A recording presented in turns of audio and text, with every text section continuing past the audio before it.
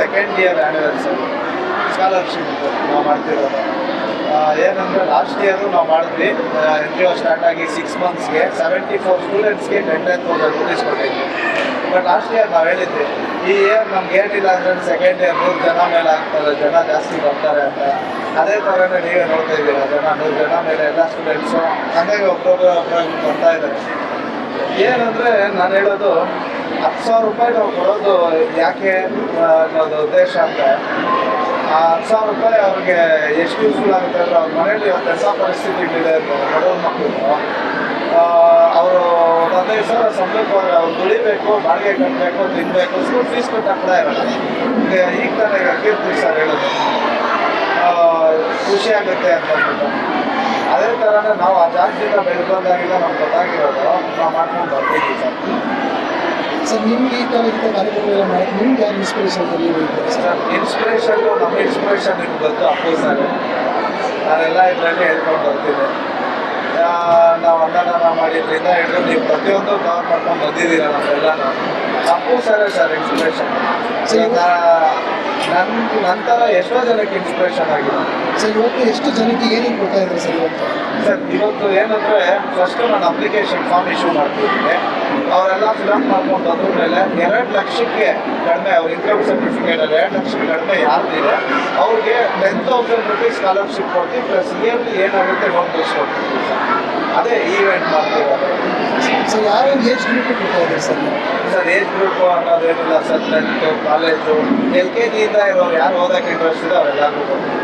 ಎಲ್ಲ private school ಓದ್ತೀವಿ, government school ಯಾವ ಥರ? ಪ್ರೈವೇಟ್ ಸ್ಕೂಲು, ಗೌರ್ಮೆಂಟ್ ಸ್ಕೂಲ್ ಓದೋರ್ಗೂ ಕೊಡ್ತೀನಿ, ಪ್ರೈವೇಟ್ ಸ್ಕೂಲ್ ಓದೋರ್ಗೂ ಕೊಡ್ತೀನಿ. ಯಾಕಂದರೆ ಸರ್, ಇಲ್ದಿರೋರ್ಗೂ ನನ್ನ ಮಕ್ಕಳು ಇಂಗ್ಲೀಷ್ ಮೀಡಿಯಮ್ ಓದಬೇಕು ಅಂತ ಆಸೆ ಇರುತ್ತೆ. ಅವ್ರು ಅದಕ್ಕೆ ಹೋಗಿ ಕಷ್ಟಪಟ್ಟು ಸಾಲ ತಗೊಂಡು ಪ್ರೈವೇಟ್ ಸ್ಕೂಲ್ ಓದ್ತಾರೆ. ನಾವು ಇಂಥ ಟೈಮಲ್ಲಿ ಸಹಾಯ ಮಾಡೋದು, ಇಂಗ್ಲೀಷ್ ಕಲಿತಾರೆ, ಚೆನ್ನಾಗಿ ಮಾತಾಡ್ತಾರೆ. ಸೊ ಇದು ನಿರಂತರ ಇರುತ್ತೆ, ವರ್ಷ ಯಾವ ಥರ ಪ್ಲಾನ್ ಮಾಡ್ಕೊಂಡಿದ್ದಾರೆ? ನಿರಂತರವಾಗಿ ಇರುತ್ತೆ ಸರ್. ಅದಕ್ಕೆ ಸಾಕ್ಷಿ ಏನಂದರೆ ಇದು 2ನೇ ವರ್ಷ ಮಾಡ್ತೀನಿ ನಾನು.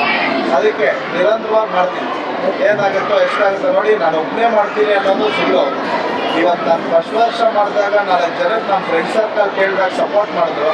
ಸೆಕೆಂಡ್ ಇಯರ್ ಹಿಂಗೆ ಮಾತಾಡಿ ಡಿಸ್ಕಸ್ ಮಾಡಿದಾಗ ಸಪೋರ್ಟ್ ಮಾಡಿದ್ರು. ಮುಂದಕ್ಕೂ ಹಾಗೆ ಸಪೋರ್ಟ್ ಬೆಳೆಯುತ್ತೆ. ನಮ್ಮ ಎನ್ ಜಿ ಒನು ಬೆಳೆಯುತ್ತೆ. ಶ್ರೀ ರಾಘವೇಂದ್ರ ಆಶ್ರಯ ಫೌಂಡೇಶನ್ ಕಂಟಿನ್ಯೂ ಮಾಡ್ತೀವಿ.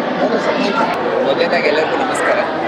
ಸೊ ಇವತ್ತು ಈ ಪ್ರೋಗ್ರಾಮಲ್ಲಿ ತುಂಬ ಖುಷಿಯಾಗಿದೆ. ಯಾಕಂದರೆ ಪ್ರಶಾಂತ್ ಅವರು ಒಳ್ಳೆಯ ಕೆಲಸ ಶ್ರೀ ರಾಘವೇಂದ್ರ ಆಶ್ರಯ ಫೌಂಡೇಶನ್ ಇದೆ.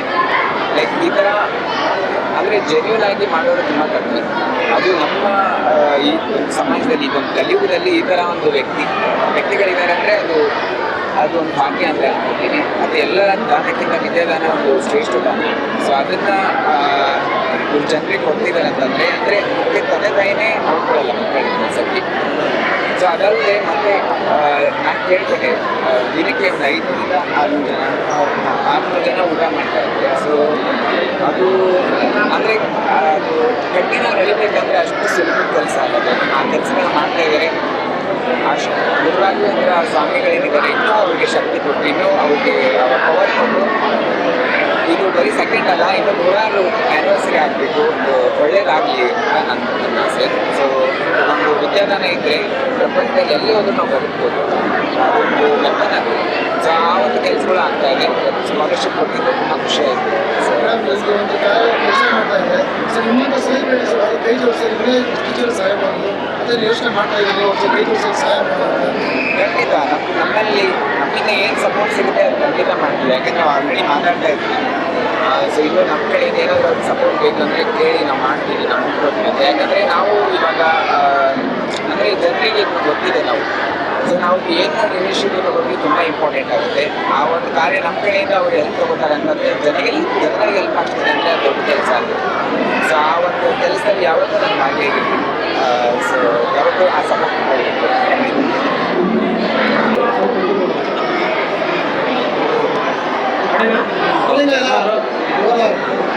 ಸರ್ ಹೇಳಿ, ಇವಾಗ ನೀವು ಕಾರ್ಯಕ್ರಮ ಕೊಟ್ಟಿದ್ದೀರಾ, ಎಷ್ಟೋ ಜನ ಬಡ ಮಕ್ಕಳಿಗೆ ಸಹಾಯ ಮಾಡ್ತೀವಿ. ಪ್ರಶಾಂತ್ ಅವ್ರು ಏನೈತೆ ಇಲ್ಲ ಅಂದರೆ ಪ್ರಶಾಂತ್ ಅವ್ರು ಬಂದು ಮಾತಾಡಿಸಿ ಹೇಳಿದಾಗ ಫಸ್ಟ್ ಅನ್ನಿಸ್ತು, ಯಾರು ಮಾಡ್ತಾರೆ ಇಂಥವೆಲ್ಲ ಫಸ್ಟ್ ಅನ್ನಿಸ್ತು. ಅಟ್ ದ ಸೇಮ್ ಟೈಮ್ ಅವ್ರ ಉದ್ದೇಶ, ಅವ್ರ ದುಡಿಮೆಲಿ ಒಂದಷ್ಟು ಭಾಗನ ಅಂದರೆ ಬಹುಪಾಲು ಇಂಥ ಮಕ್ಕಳಿಗೋಸ್ಕರ ನಾನು ಮೀಸಲಿಟ್ಟಿದ್ದೀನಿ ಸರ್. ಪ್ರತಿ ವರ್ಷ ಈ ಸ್ಕಾಲರ್ಶಿಪ್ನ ಕೊಡ್ತಾ ಇದ್ದೀನಿ. ಅವರಲ್ಲಿ ಒಂದು ಲೈನ್ ಇದೆ, ಟುಡೇಸ್ ಲರ್ನರ್ಸ್ ಟುಮಾರೋಸ್ ಫ್ಯೂಚರ್ ಅಂತ ಏನೋ ಲೈನ್ ಆಗ್ತದೆ. ಲೀಡರ್ ಅಂತ ಅಂದರೆ ನಾವು ಏನು ಇವತ್ತಿನ ಮಕ್ಕಳು ನಾಳೆ ಭವಿಷ್ಯ ಅಂತ ಏನು ಹೇಳ್ತೀವಿ, ಅದೇ ಥರದ ಒಂದು ಕನಸುಗಳನ್ನ ಇಟ್ಕೊಂಡು ಮಕ್ಕಳಿಗೆ ಏನೋ ಒಳ್ಳೇದು ಮಾಡಬೇಕು, ಮಕ್ಕಳನ್ನ ಚೆನ್ನಾಗಿ ಓದಿಸ್ಬೇಕು. ಯಾಕಂದರೆ ಇವತ್ತು ಯಾವುದೋ ಒಂದು ಮಗುಗೆ ಒಂದು ಸ್ಕಾಲರ್ಶಿಪ್ ಸಿಗುತ್ತೆ ಅಥವಾ ನಮ್ಗೊಂದು ಫ್ರೀಯಾಗಿ ಒಂದು ಎಕ್ಸಸೈಸ್ ಸಿಗುತ್ತೆ, ಒಂದು 6 ತಿಂಗಳು ಅಥವಾ 1 ವರ್ಷಕ್ಕೆ ಆಗುವಷ್ಟು ಒಂದು ಎಕ್ಸಸೈಸ್ ಒಂದು ಮಗುಗೆ ಸಿಗುತ್ತೆ ಅಂತಂದರೆ ಅವ್ರ ತಂದೆ ತಾಯಿಗೆ ಆ ಬರ್ಡನ್ ಕಮ್ಮಿ ಆಗುತ್ತೆ. ಬೇಕು ಅಂದಾಗ ಮಗುಗೆ ಅಡ್ವಾನ್ಸ್ ಆಗಿರುತ್ತೆ. ಅಂದರೆ ಅಪ್ಪಂಗೆ ಇನ್ನೊಂದು 4 ಪೇಜು ಖಾಲಿ ಆಗೋಕ್ಕೆ ಮುಂಚೆನೇ ಹೇಳಬೇಕು ಅಪ್ಪಂಗೆ ಅಮ್ಮಂಗೆ, ಅಮ್ಮ ನನ್ನ ನೋಟ್ಸ್ ಖಾಲಿ ಆಗ್ತಾ ಇದೆ, ತೊಗೊಂಡೋಗಿ ಕೊಡಿಸಿ ನನಗೆ ಕೇಳೋದು ತಪ್ಪುತ್ತೆ. ಬಿಕಾಸ್ ಮನೇಲಿ ಆಲ್ರೆಡಿ ಸ್ಟಾಕ್ ಇರುತ್ತೆ.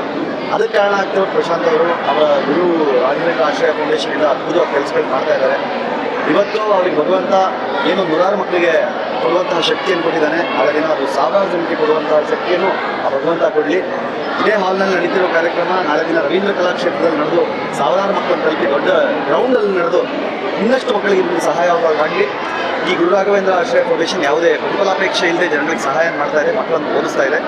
ಇದೇ ಮನಸ್ಥಿತಿ ಪರಿಸ್ಥಿತಿ ಮುಂದಿನ ದಿನಗಳಲ್ಲೂ ಹೆಚ್ಚಾಗಿ ಇವತ್ತು ನೋಡಿ ಇನ್ನೊಂದಿಷ್ಟು ಜನ ಇದೇ ಥರದ ಸೇವೆಗೆ ಮುಂದಾಗಲಿ ಅನ್ನೋದು ನಮ್ಮ ಹಾರೈಕೆ. ಸರ್ ಇನ್ನೊಂದು ವಿಷಯ, ಪ್ರಶಾಂತ್ ಸರ್ ಗೊತ್ತಾಗೋದು ಸರ್ ಇದು ಇನ್ಸ್ಪಿರೇಷನ್. ಅವರು ಹುಟ್ಟೋದ್ಮೇಲೆ ಸಾಕಷ್ಟು ಶುರು ಮಾಡಿದರೆ ಜಯದೇವದಲ್ಲಿ ಪ್ರತಿದಿನ ಊಟ ಬರ್ತಾರೆ. ಇದ್ರ ಬಗ್ಗೆ ಅದು ಹೇಳಿದ್ರು ನನಗೆ ಜಯದೇವದಲ್ಲಿ ಮಧ್ಯಾಹ್ನ ಊಟ ಅಂದರೆ ಯಾವಾಗ ಹೇಳ್ತೀನಿ ತ್ರಿವಿಧ ದಾಸೋಹ ಅಂತ ಹೇಳ್ತೀವಿ. ಅನ್ನ, ಆಶ್ರಯ ಮತ್ತು ಆರೋಗ್ಯ, ಮನುಷ್ಯ, ಅದ್ರ ಜೊತೆ ಶಿಕ್ಷಣ. ಈ ಮೂರಿದೆಯಲ್ಲ, ಮೂರನ್ನು ಯಾರು ದಾನ ಮಾಡ್ತಾರೋ ಅವನಿಗೆ ಭಗವಂತ ಶಕ್ತಿ ಜಾಸ್ತಿ ಕೊಡ್ತಾರೆ. ಇಲ್ಲಿರುವ ಆರೋಗ್ಯದ ಬಗ್ಗೆನೂ ಕಾನ್ಸಂಟ್ರೇಟ್ ಮಾಡ್ತಾ ಇದ್ದಾರೆ, ರೋಗಿಗಳಿಗೆ ಅನ್ನ ಹಾಕ್ತಾ ಇದ್ದಾರೆ, ವಿದ್ಯಾರ್ಥಿಗಳಿಗೆ ಶಿಕ್ಷಣ ಕೊಡ್ತಾ ಇದ್ದಾರೆ, ತ್ರಿವಿಧ ದಾಸೋಹ ಮಾಡ್ತಾ ಇದ್ದಾರೆ.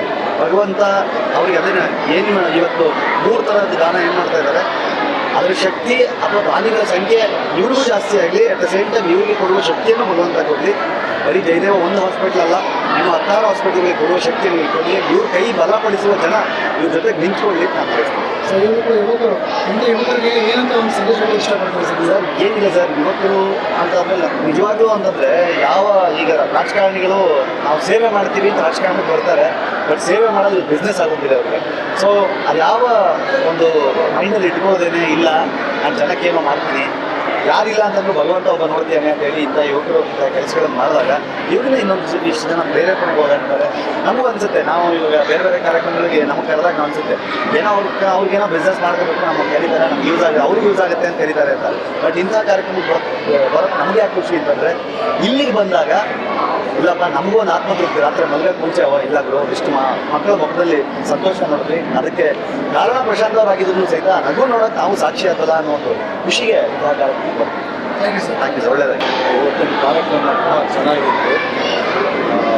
ಶ್ರೀ ಗುರು ರಾಘವೇಂದ್ರ ಫೌಂಡೇಶನ್ನಿಂದ ಪ್ರಶಾಂತ್ ಅವರು ಹೆಣ್ಮಕ್ಕಳಿಗೆ ಸ್ಕಾಲರ್ಶಿಪ್ಪು ಮತ್ತು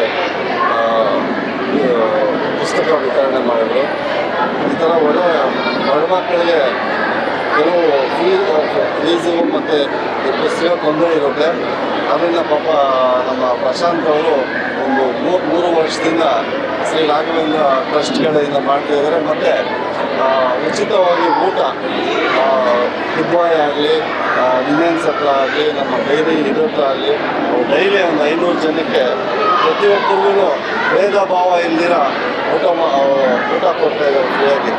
ಇಂಥವ್ರಿಗೆ ಭಗವಂತ ದೇವರು ಹೆಚ್ಚಿನ ರೀತಿಯಲ್ಲಿ ಶಕ್ತಿ ಕೊಟ್ಟು ಅವ್ರಿಗೆ ಒಳ್ಳೆಯದಾಗಲಿ ಅಂತ ಹೇಳಿ, ಅದು ನಮ್ಮ BTM ಕ್ಷೇತ್ರದಲ್ಲಿ ಇಂಥ ಒಳ್ಳೊಳ್ಳೆ ಕೆಲಸ ಮಾಡ್ತಾ ಇದ್ದಾರೆ ಅಂತ ಹೇಳಿದ್ರೆ ನಮಗೂ ಒಂದು ಅನುಕೂಲ. ನಮ್ಮ ಪ್ರಶಾಂತ್, ನಮ್ಮ ಹುಡುಗರವರು, ನಮ್ಮ ಪಾರ್ಟಿಯವರು ಪಾಪ ಈ ಥರದ್ದೆಲ್ಲ ಒಳ್ಳೊಳ್ಳೆ ಕೆಲಸ ಮಾಡ್ತಾ ಇದ್ದಾರೆ. ಅವ್ರಿಗಿನ್ನ ದೇವರು ಆಯುಷ್ಯ ಆರೋಗ್ಯ ಕಾಪಾಡಲಿ ಅಂತ ನಾವು ಬೇಕು ಮಾಡ್ತೀವಿ.